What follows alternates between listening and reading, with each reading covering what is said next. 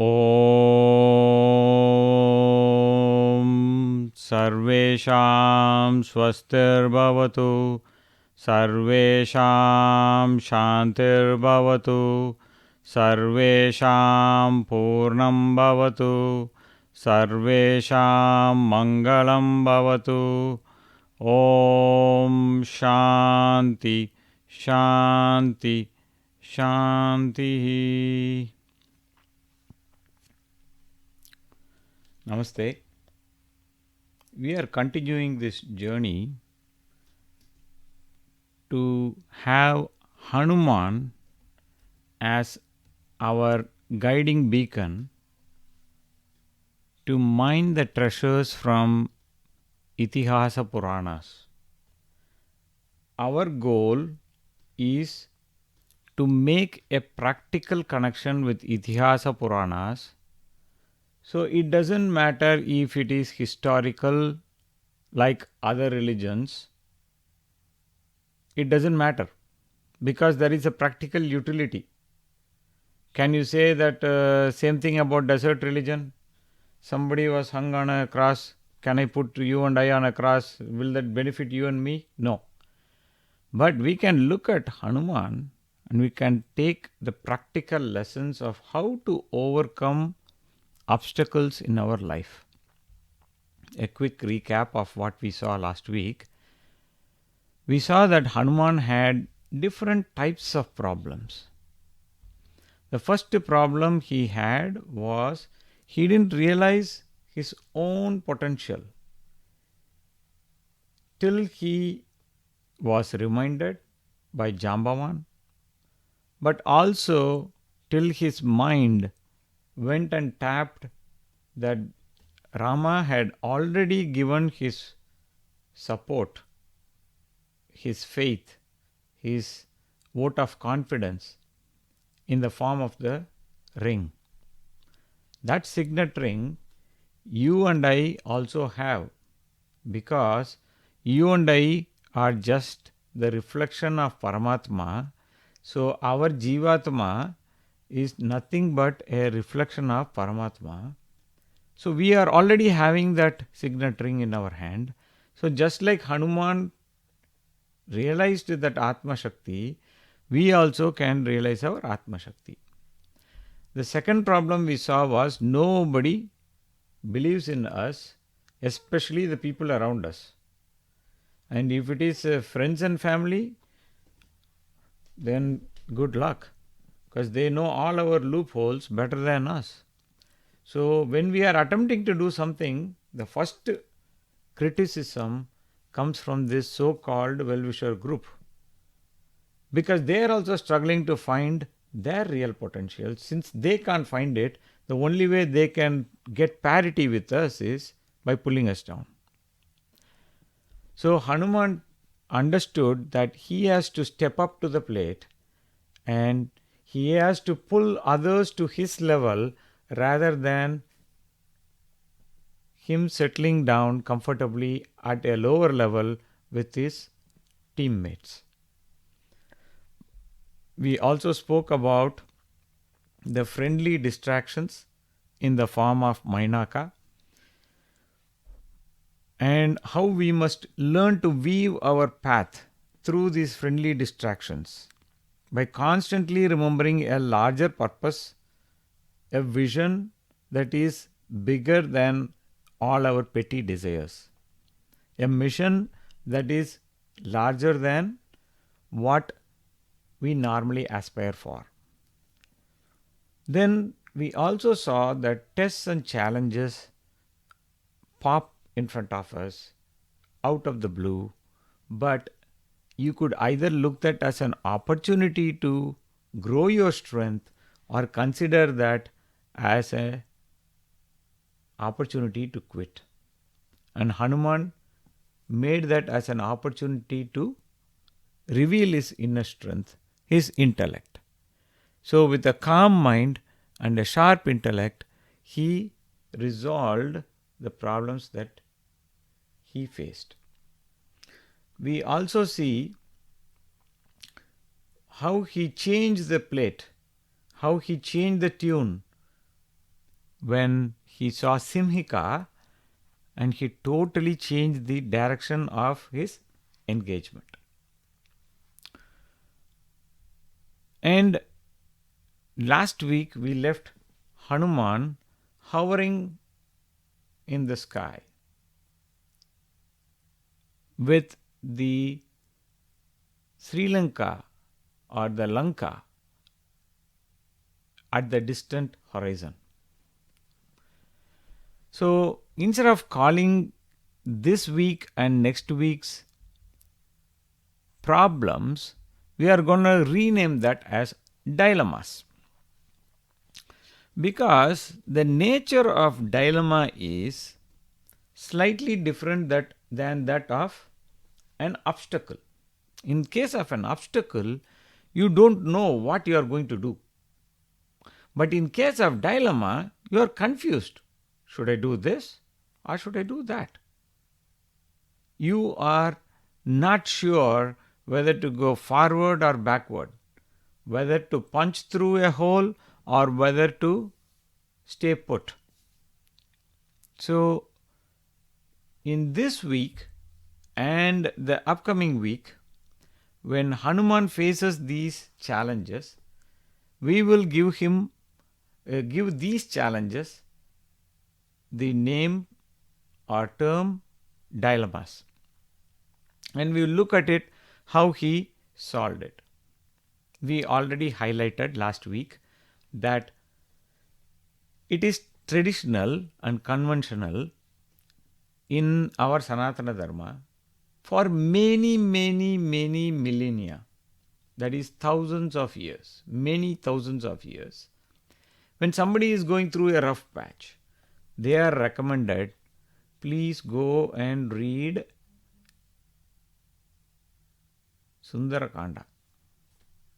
And that Sundarakanda will give you an opportunity to evolve from inside. Build your strengths from inside out, rather than trying to borrow the strength from outside and showing our bravado. We are building our strengths from the inside out. Okay? So, we will follow Hanuman's strategy. The challenge is when we see TV version of Ramayana, when we see Amar Chitrakatha version of Ramayana, or when we see the so-called soaps mechanism of displaying Hanuman like a Superman kind of thing, what happens is they leave out the most important parts of this journey. And all this happens in the head of Hanuman. A lot of this is happening, a lot of emotions, a lot of internal conversations, a lot of action and reaction, a lot of correction, a lot of stumbles and fumbles, but also a recovery. All this happens to Hanuman. And all this happens in our lives too, which is exactly why Hanuman can be our like a bridge. Just like that Nala Setu connected the Indian mainland with Lanka, Hanuman can be the bridge into this territory, into this elevated method of problem solving. And that's exactly what we are going to do today. We are going to look at 8 dilemmas today.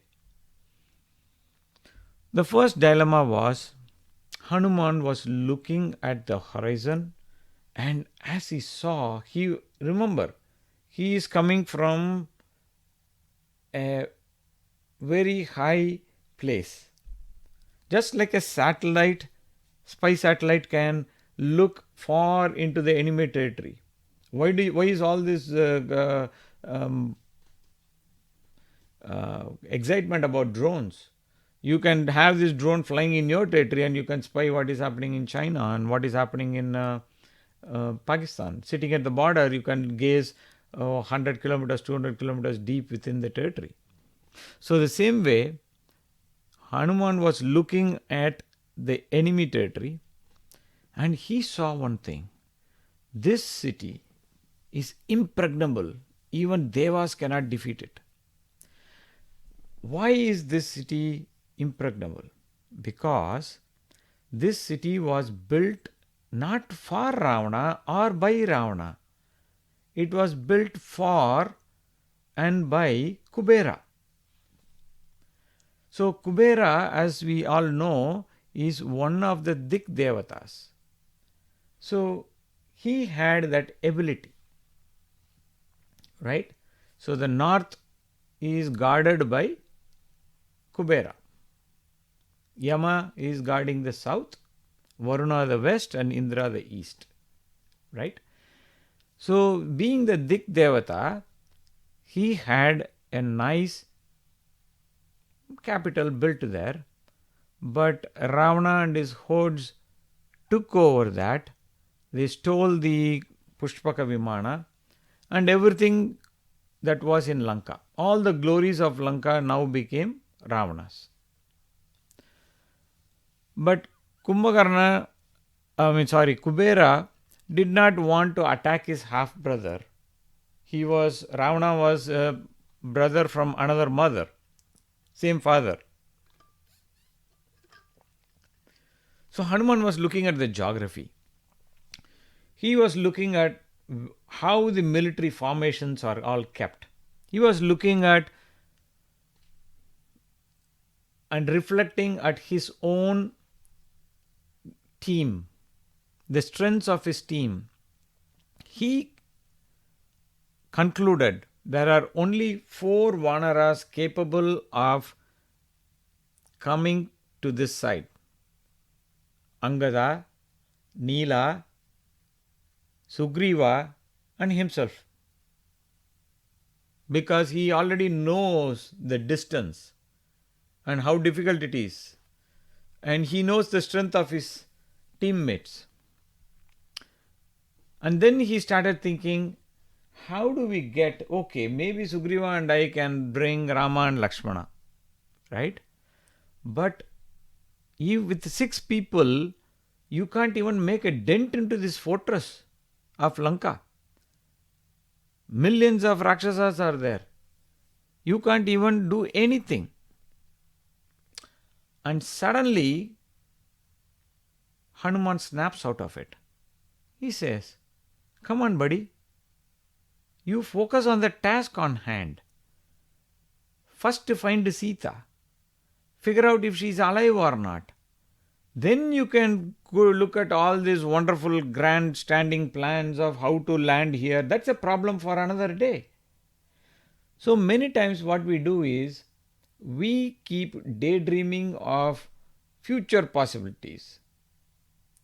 Like we keep imagining all these things, so I gave the example earlier today that many kids are like, hey, instead of looking at that, you have to pass the 12th grade exam and then you have to pass the entrance exam and then you will get a medical college or engineering college. Let's say that you are getting to medical college and then you study for 5 years and then you want to apply for specialization.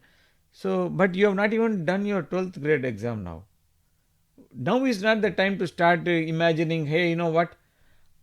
I want to become a cardiologist. I will become a neurosurgeon. You can do all that. But right now, focus on writing your exams properly. See if you can get 100 out of 100. Increase your chances for getting. So that is what we need to do. So sometimes what happens, we get excited and carried away that we don't even know what we are doing too much of pre-planning when it is not even required.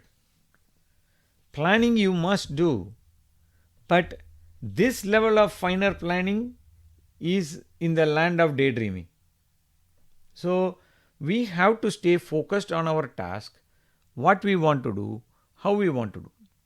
So from Hanuman, the way he quickly recovered from that daydreaming trip, he said, let's stay focused on what we need to do. The second dilemma Hanuman faced was he was wondering, hey, in what form should I go in? Remember, he is coming straight from killing Simhika after taking a giant form. So he said, like, with this enlarged form, if I go, I'll be easily spotted, miles away. Okay, if I come to normal human size form, I will still be spotted. He said, like, if I am spotted, it is very easy to figure out what kind of mission such a person, such a spy would be coming for. Because stealth is the name of the game. And he was wondering, how can I meet Sita undetected so that I can calmly give the message? Because if he was detected, what is going to happen? Ravana may change the location, make it more inaccessible. So he didn't want to do that. So the focus for Hanuman was, how do I make sure that I can meet Sita in what form? So he is having an internal dialogue. I'll just tell one of the slokas from Valmiki Ramayana. So you can probably go and look at the rest, just to give you a sample as to the elevated level of his thinking. Artha anarthantare buddhi nischetapi na shobhate ghatayanti hi karyani duta panditamanina. He said panditas are scholarly people, manina, they think, they opine. What do they opine?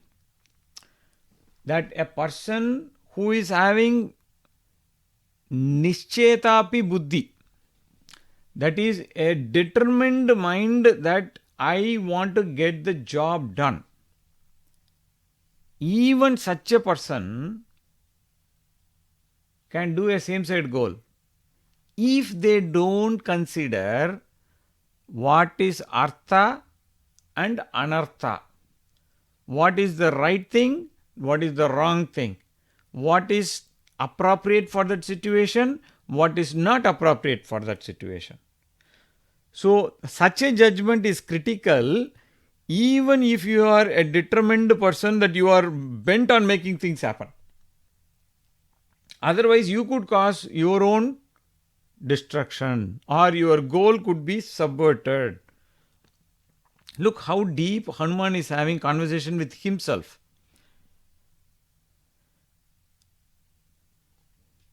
So the thing is that he is asking the question, what can I do so that I won't screw up the opportunity, because this is a golden opportunity to go and go and detect Sita from using stealth. Nobody should know that I am coming. Now when he is pondering all this, he is reminding himself that look buddy, you have taken your chances. You have come all the way from Rama's place, Kishkinta, searching for Sita. You have jumped the ocean. You have almost crossed it. Now, be careful. Don't screw it up. Don't mess it up. So, that comes with a lot of responsibility. See, even when we are doing something very important, it could be something like taking an exam, or maybe trying to impress a beloved person whom you are trying to date or get engaged with, or it could be something very very mission critical, your life or death situation. In any situation, we need to have that kind of focus, that kind of what is right for the situation, what is appropriate for the situation, and what is not. We need to weigh in that. So while he weighs that, he thought, hey, how about I transform myself into a Rakshasa? Okay. What did Maricha do? He changed himself into a deer. So, why don't I change myself into a Rakshasa? Then Hanuman thought, Rakshasa's nature itself is deception. That is the first thing they specialize in is deception. How can you deceive someone who is specialist in deception? Then he figured out, no, that's not going to work out. Then he thought of different sizes of the form. And then he finally figured out that he will take the size of a cat, a monkey, or a vanara, the size of a cat. That will give him stealth, the cover of darkness. Remember, he jumped probably the afternoon or daylight time. Now it is past dusk and it is night is setting in there. So he wanted to take advantage of the nightfall and finish his search. And then what happened? He said he will take the form of a cat, and so that will be, he can be small, he can hide anywhere, he can go undetected. The Rakshasas will not even notice. Even if they see, they will think it's just a monkey, and they will not bother him, or he will not bother them either way. So what's the idea for us? We are not going to change our form like Hanuman, but what Hanuman is telling here is, you have to think before you leap. Right? In case of Hanuman, remember, Hanuman has one advantage. He can make corrections as he goes. As he detects a mistake, he can do it on the fly. You and I will have to learn the lesson. We have to take his lesson and apply it before we make the same mistake, because we don't have his capabilities. So what Hanuman is doing, the proverb is saying, think before you leap. In case of Hanuman, he has already leapt, but he is still thinking. See, that is Hanuman, that is us. So we have to be a smart person, have our foot on the ground, and stay focused on what is happening. How can I react? How can I adapt? Be nimble with the problems you are facing, and don't box yourself with tight ideas. Only I will do this only, otherwise nothing will happen. Don't have ego so high that you are determined to fail in your own endeavor. That's what we are learning from Hanuman. Then we are talking about the third dilemma Hanuman faced.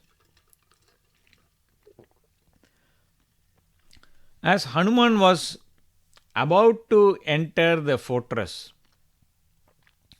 so every, I don't know how many of you know, at least in South India, it is a very popular thing. In North India, I don't know. In South India, at least, there used to be something called as Grama Devata. So this Grama Devata is more like a village officer or like an inspector from a spiritual perspective. Their jurisdiction is only that village or that bunch of villages. Right? So, in case of Lanka, the entire place was guarded by a Rakshasi. Her name was Lankini. Now, Lankini originally didn't start as a Rakshasi, but because she was bonded with Ravana, she became that form.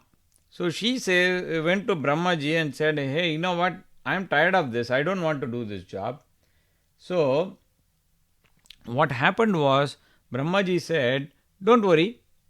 One day you will get knocked out by a monkey. You will come to senses. And that's when the countdown has started for Ravana.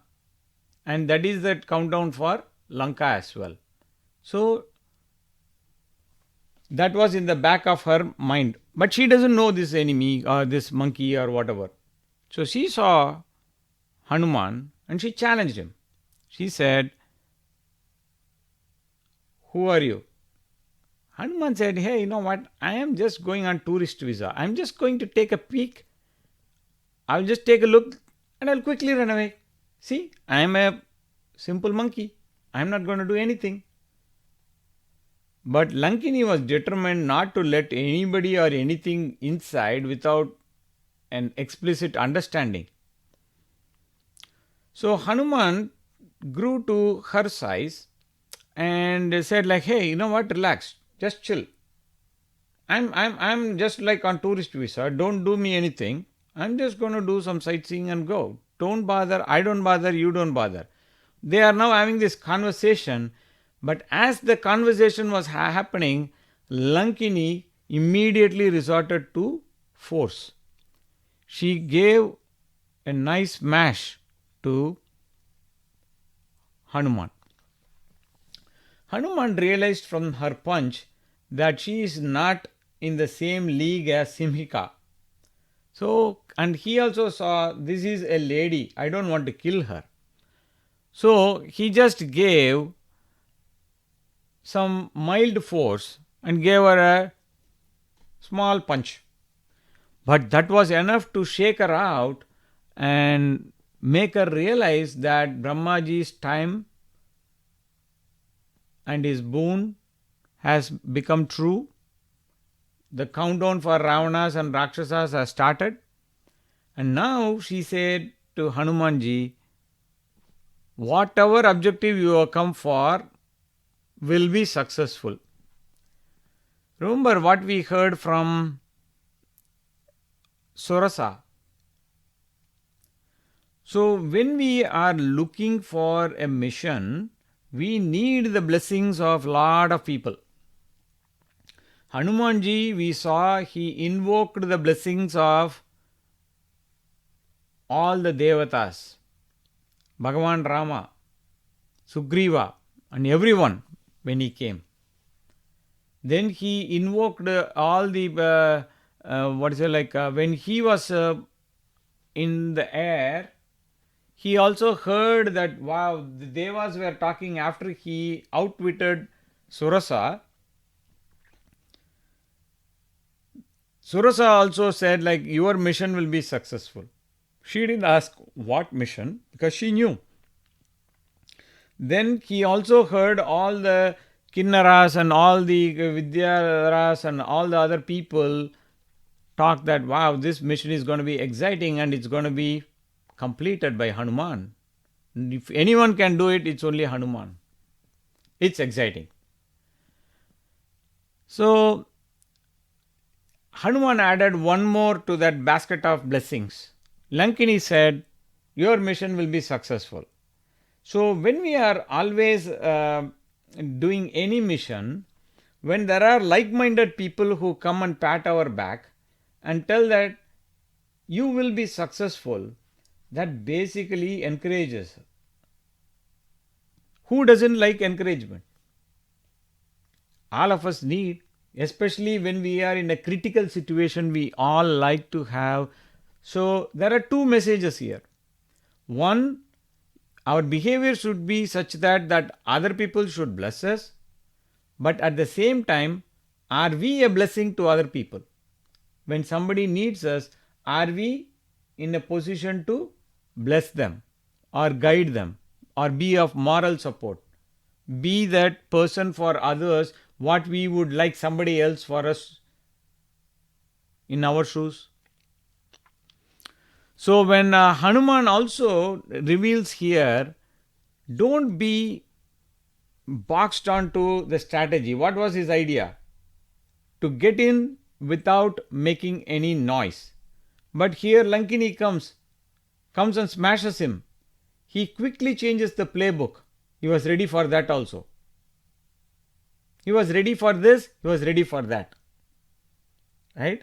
So we should be, in our life when we face the problems, we should be ready to change and adapt according to the situations. That's what we learn from Hanuman. Then we see the next dilemma. He goes inside, He saw the splendor of all the different palaces. He saw the probably the biggest palace, and he saw that was he thought that was Ravana's, but that was Indrajit's. Then he went and saw Ravana's palace. He saw Vibhishana. He saw everyone. But when he saw Ravana, he thought maybe Sita will be kept somewhere here only. So he was looking all around, and he saw all the Rakshasa women, and of course men also, but he saw a lot of them filled with lust in various amorous poses. And Ravana's Antapura or Gynecium was filled with so many beautiful women, all youthful, graceful, very attractive, and some of them in the since it is the night time and whatever, they were all in a different mode, you can call. And amongst all of them, one of them shone so brightly in youth, in beauty, in grace. And Hanuman was so happy that he found Sita. I told Hanuman has this uncanny ability to detect that he has made an error and correct it on the fly. You and I don't have that strength. Why? Because we are just Nara. We are not Hanuman. The reason why Hanuman's buddhi is so sharp and one notch higher, because he has both the action and at the same time analyzing the action, going at the same time at the same speed. In our case, we can think, plan, we can act, or we can act and then we can look back and we can say, I did this. The minute the thought crossed Hanuman, I'll give you an example. How many of you, I don't know, if you go on Google or you go to YouTube and say premature celebration or something like that, like in Olympics and all, like somebody is about to win the gold medal, right? They have another 50 feet to go, and sometimes some people are busy doing poses and taking selfies and whatever, right? And then from some nowhere, the guy who is totally beat up, bust up, he doesn't want to be the distant silver medalist. He is coming, overtaking our about to be gold medalist, and he wins the game. Okay, let's do another example. I am going to invoke the example of Pakistan. Yeah, I call them Pakistan because their brain is nothing, no Baki is left. Nothing is left. So, when they defeated India, immediately after the T20 match, as usual, their idiot minister said, "This is a victory of Islam." Now they lost, they didn't go and win the T20 match. They lost to Australia, whatever. So now what happens? The same thing what they told falls flat on their face. So what happens is, sometimes we start counting our victories way before we should. And that's what happened to Hanuman. He mistook Mandodari for Sita. But he was very quick to correct his erroneous thought and say, this can never happen to Sita. Remember, he has never seen Sita. He is trying to find someone about whom he has heard only descriptions from Rama. He has not personally seen. The closest he came to Sita was when Sita was flying over Kishkinta, not Kishkinta, basically where the cave of the Vanaras, Sugriva was hiding, that Rishyamukha Parvata. So what happened was, Sita saw, some Vanaras are there, maybe they will come handy someday. So she tore the part of her pallu from her sari, made a small potli out of that, put a bunch of her jewels into that, and dropped it as a marker. So these guys found something falling from sky. They didn't even see where it came from. They saw something was taking someone. Someone is being transported. Someone has dropped this. They don't know if it was a distress, if it was something. They knew nothing. So Hanuman was trying to find a description of someone whom he had no clue about. Sometimes our problems, the solutions for our problems are not what we think at all. It may be something way more simpler than what we think, or it could be way more complex, but it may never match what we are thinking because our thinking has not aligned to the problem yet. So what we learned from Hanuman is, even if you are close to victory, don't lose your guard.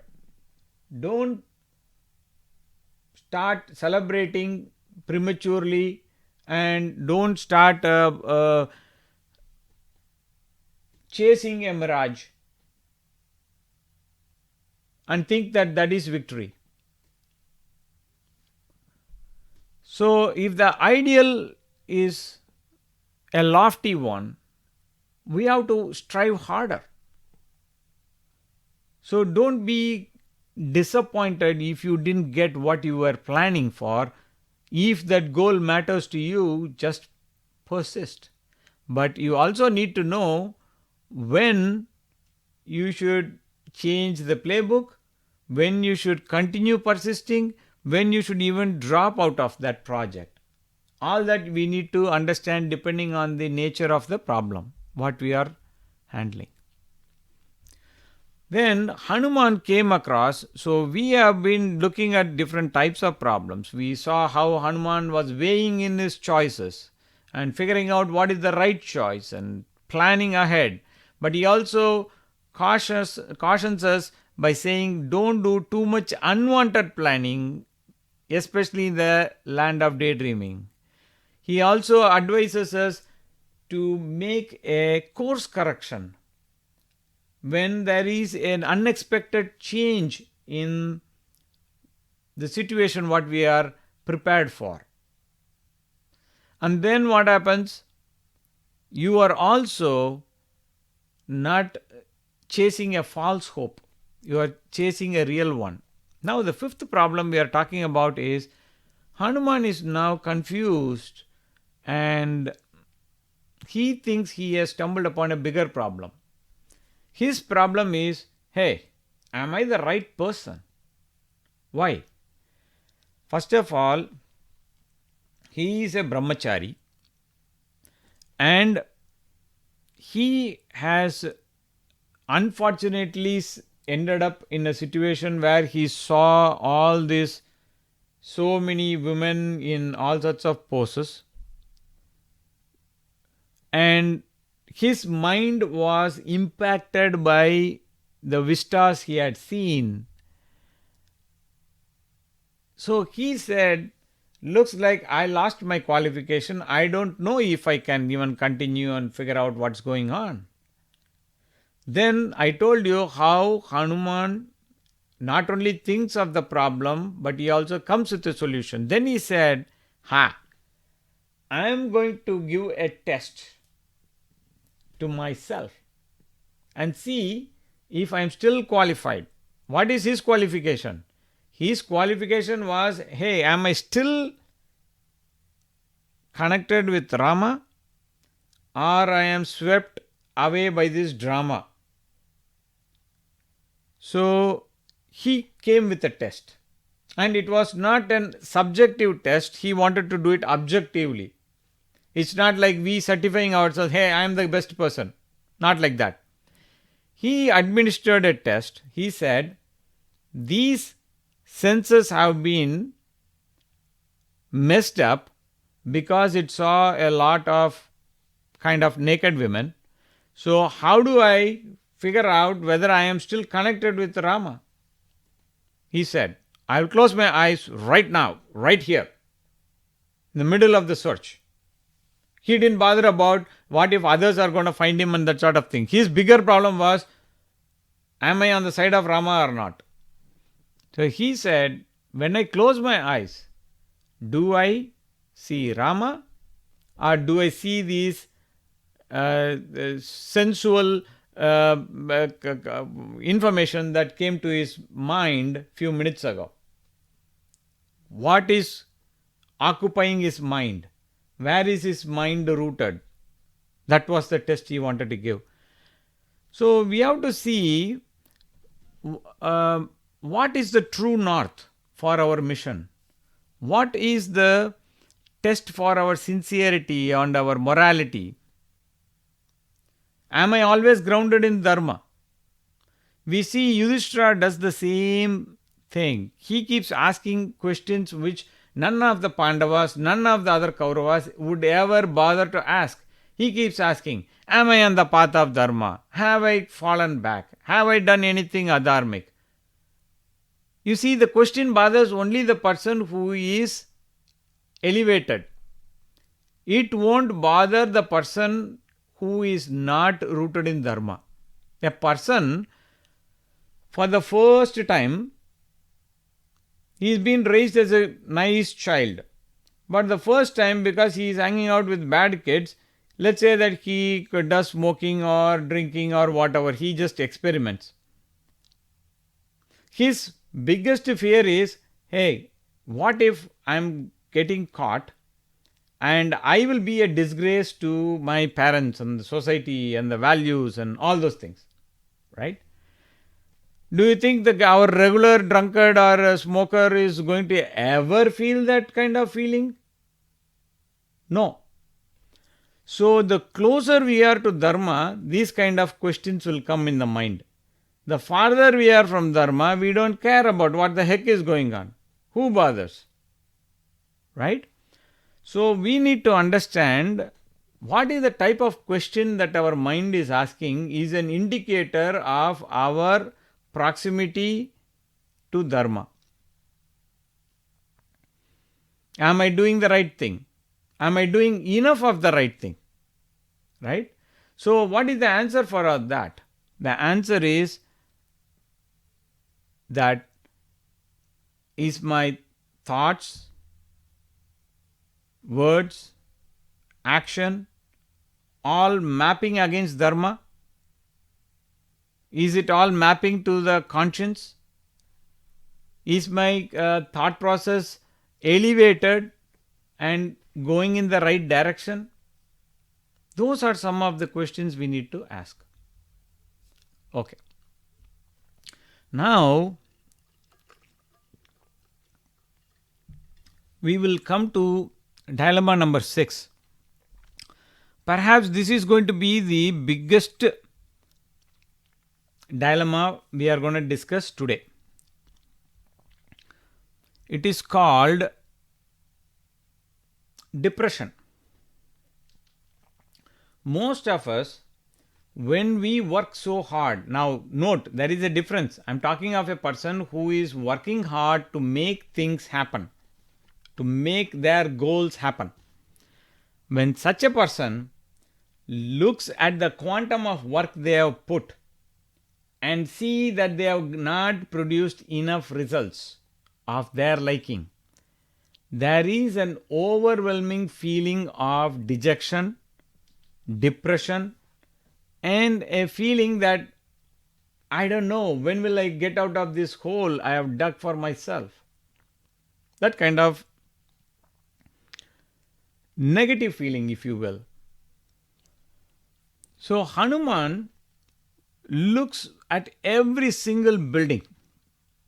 He is continuously searching.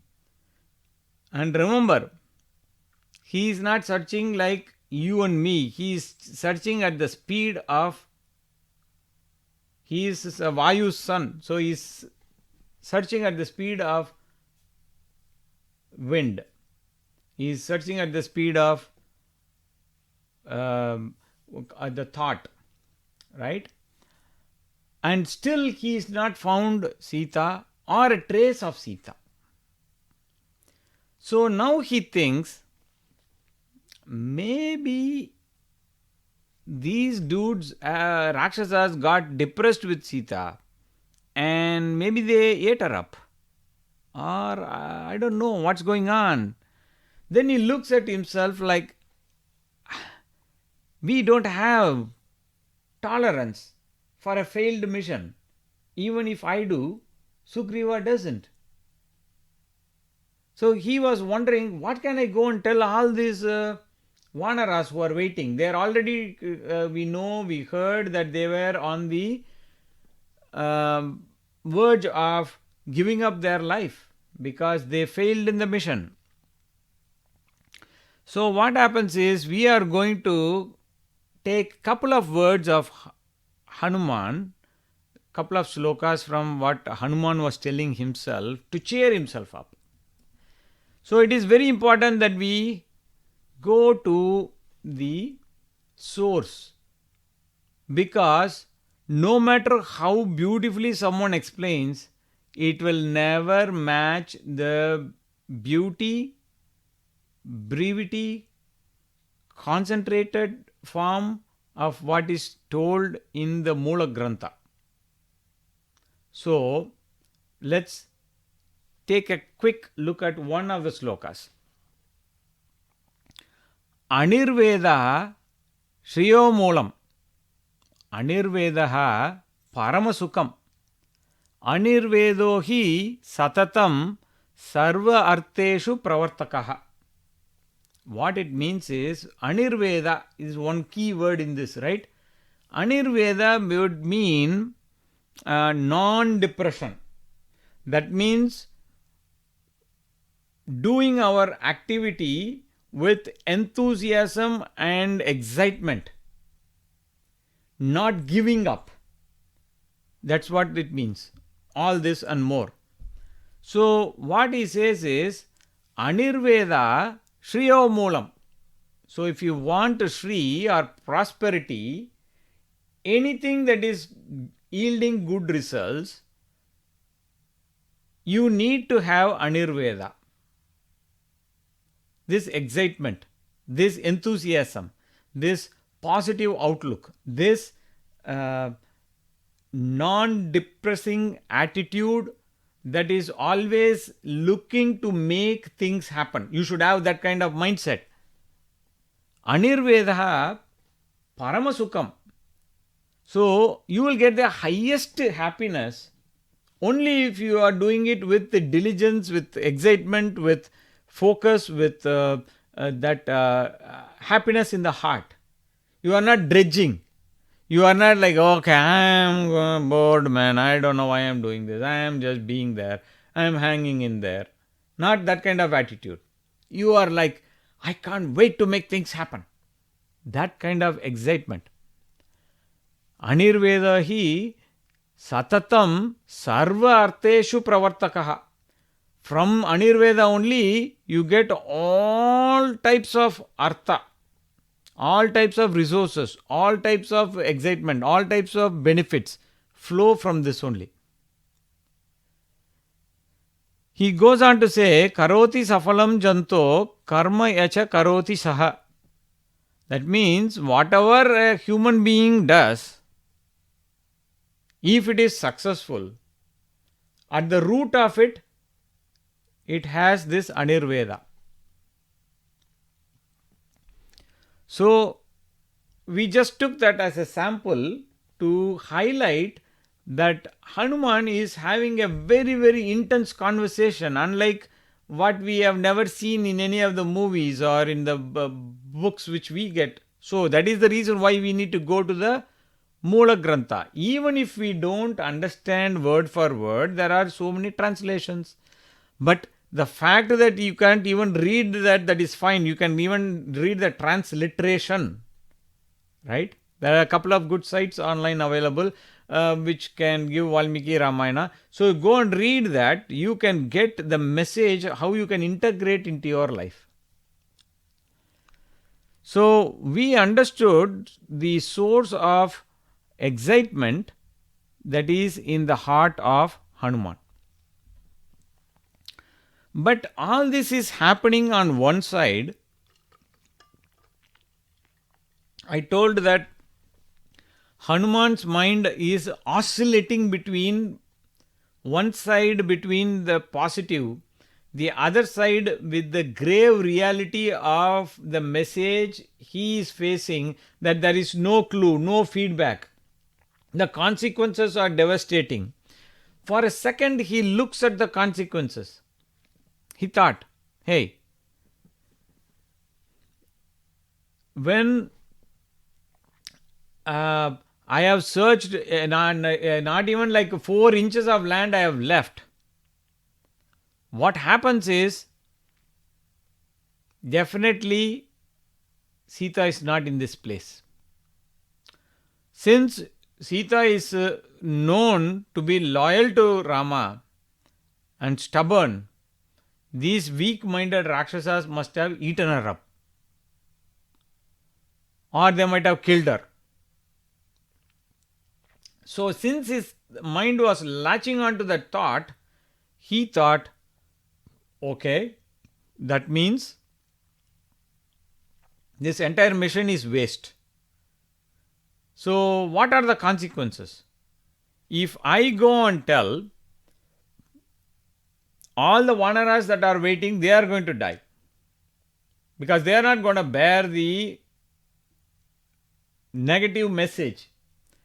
Then I go and tell Rama, or somebody goes and tells Rama. Rama is not going to live without Sita. He already saw how Rama was in deep trouble. For 4 months he was with Rama only. And he saw all the problems. So he thought Rama will not live. Without Rama, Lakshmana is not going to live. And this news will go to Bharata. And Bharata is bent on being Rama's breath. So Bharata will not live, Shatrughna will not live. Now the Rajamatas are still alive. Who? Kausalya, Sumitra, Kaikeyi are still alive. They will also die. And Sugriva also, because he had made a promise to Rama, he will die.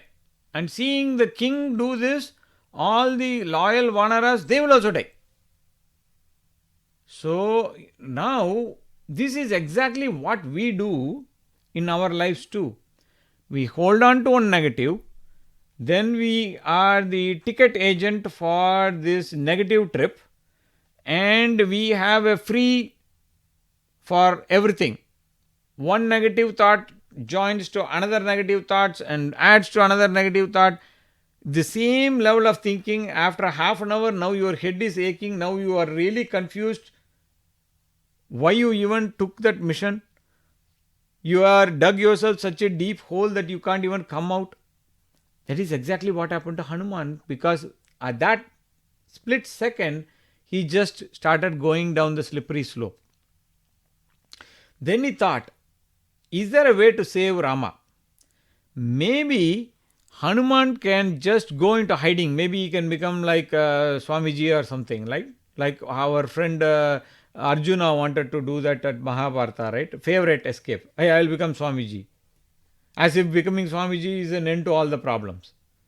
But Hanuman thought, at least that way what will happen is, all the Vanaras will not die. They will go and give the feedback to Sugriva. And everybody is going to come in search of Hanuman. They are going to think something must have happened here. So let's bring the whole army. So they will bring the whole army and they will take revenge. Sounds like Chinese kung fu movie. But again his mind went on and said, no man, that's not right, that's not. So there was one Tamil movie. So one brother is getting his sister married. This is an old movie. So what happened? So suddenly he started crying. So people thought he is giving away his sister in marriage, that's why he is crying. But actually this fellow was crying for longer and louder. So he said, what happened? What's your problem? He said, no. They are going around the Agni and look, that girl's pallu is draping the ground. If the wind blows harder, that pallu will catch fire. And seeing the bride catch fire, the bridegroom also will try to save her, and he will also catch fire. Seeing the star of the show, bride and bridegroom catch fire, everybody is going to jump onto the stage and try to save them. The whole stage is going to be lit on fire, and then this entire mantapa is going to go on fire, flames, and from this building the neighborhood is going to catch on flames. Like that he is thinking. This is our way of thinking, negative thinking. Hanuman gives an insight into how we are accustomed to thinking, and he quickly recovers. What did I say? Hanuman's uncanny ability to quickly look at the problem, at the mistake he is making, and correct. Whereas in our case, we specialize in mistakes most of the time. Right? So basically, Hanuman was looking back and forth at the problem, and he started looking in front. And from his vantage point, he saw, tada, this place looks like a Ashokavana. Why it is called Ashokavana? Because there are a lot of Ashoka trees. Looks like this is an Ashokavana, and Hanuman, very good with GPS. He quickly consulted all the memory files. This place, I can guarantee I did not go.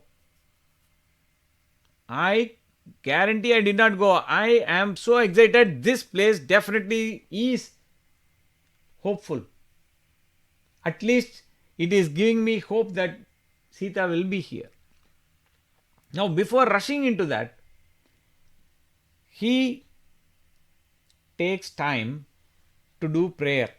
Remember, I told all people, before they do anything worthwhile, they start with a prayer. We also started this talk with a Shanti mantra, Shanti Pat. So, always start with the entire cosmos, entire prapancha backing your efforts. So, he took time this time to pray to the Ashtavasus, to the 11 Rudras, to Indra, Yama, Vayu, Marutas, Ashwini,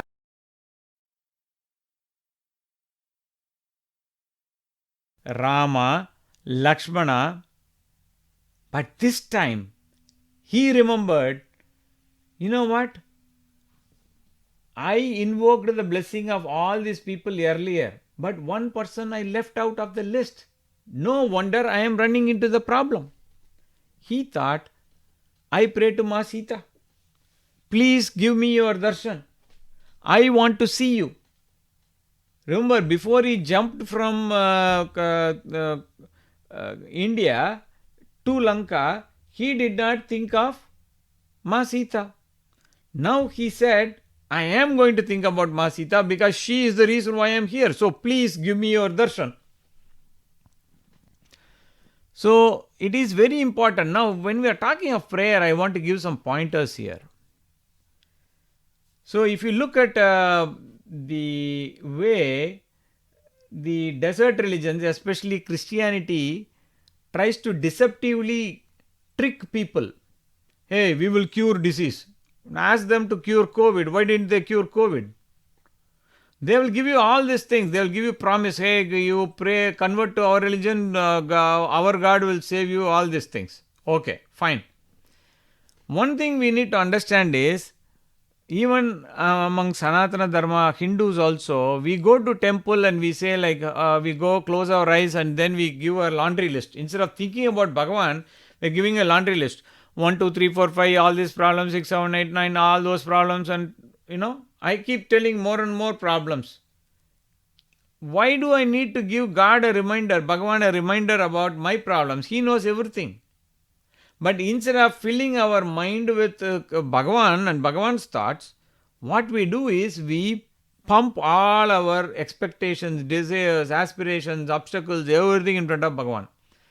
So normally when we go to temple, in it is all elders say, any temple you go, any tirtha or kshetra you go do whatever you want. You go give your laundry list of problems to Bhagavan, whatever.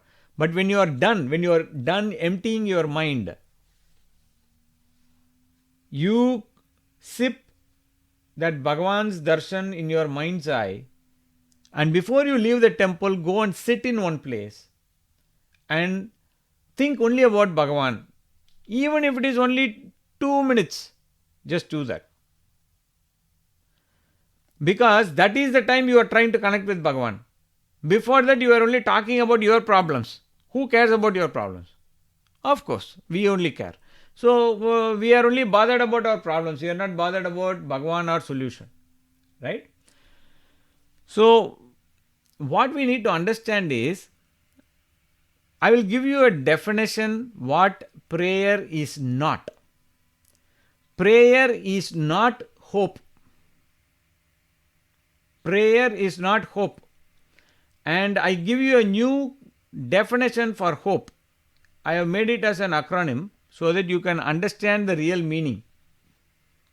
Prayer is not highly optimistic, prayerful expectation. So a patient is there, terminal cancer patient, stage 4, stage 5, whatever, maybe few weeks to live. Now I go to Bhagavan and say, hey, you know what, I will give 4 coconuts, make this guy well, normal.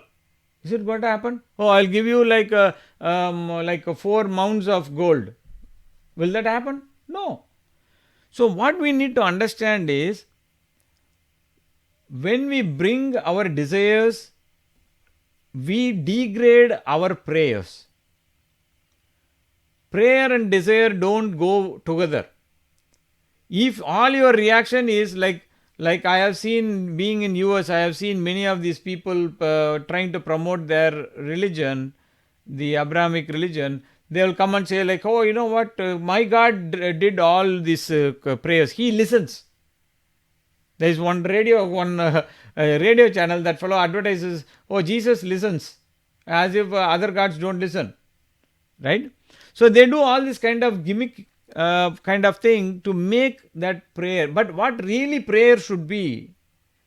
Prayer is basically aligning your body, mind and buddhi with that of Bhagavan's intention. So Bhagavan's intention is expressed in the form of dharma. So can I align my thoughts, words and actions to dharma? When that happens, our prayers manifest. When I go opposite to that, prayers don't happen. So that is why prayer is very important, but understanding what that prayer is even more important. So now there is a huge industry. This is called New Ageism. They write so many books.